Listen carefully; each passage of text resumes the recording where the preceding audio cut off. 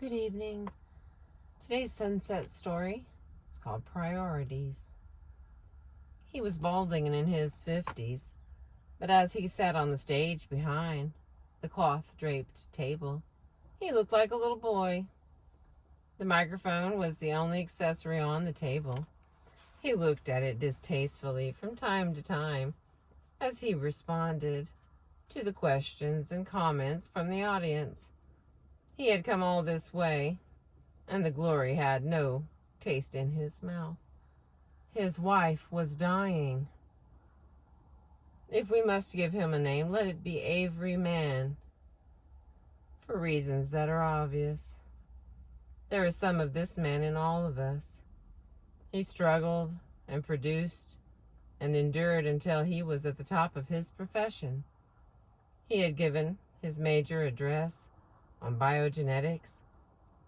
He had received the medal that signified highest achievement in his field, and now he faced the questions and admiration of colleagues and reporters. And his wife was dying of cancer. His wife was dying of cancer. It isn't unusual in these times of competition that a man sacrifices his family for the professional success he dearly desires. It isn't that he makes the sacrifice consciously and with intention. Rather, like Professor Mann, he makes small choices about when and where he will work, about what he includes in his topics of conversation, about how he spends his evenings and weekends, choices about where his energy and attention will be focused during vacations, about who receives his gifts and why, without any real recognition of what was happening so gradually. Man found himself an outsider in his own family, a sort of tolerated stranger who paid his way and caused only a little inconvenience.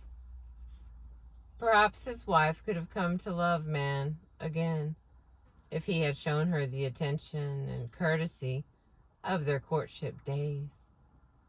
But he found no time for such frills as he climbed the academic ladder, carefully watching those above and below him.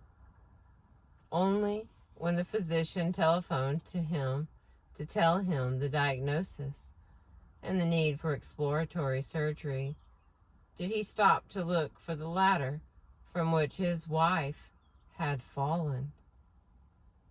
He had great difficulty making it out in the distance.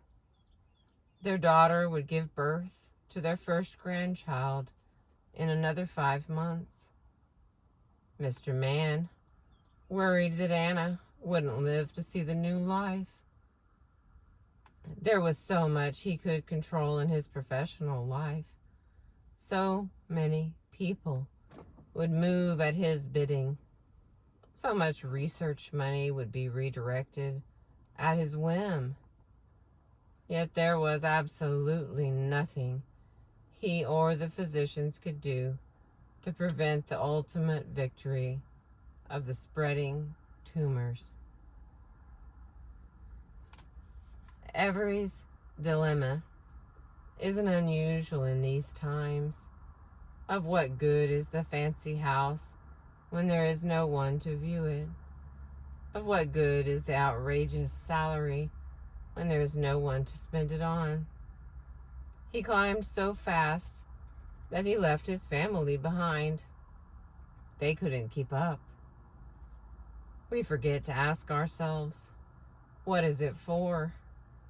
We get caught up in the succeeding itself, while its purpose drops from awareness. Again, reality reminds us, sometimes painfully, of our distraction from purpose. Avery recognized the remainder rather late in the game. His wife's illness was not the only clue reality sent him, of course, but it was a message so strong he couldn't ignore it. Thank you for listening.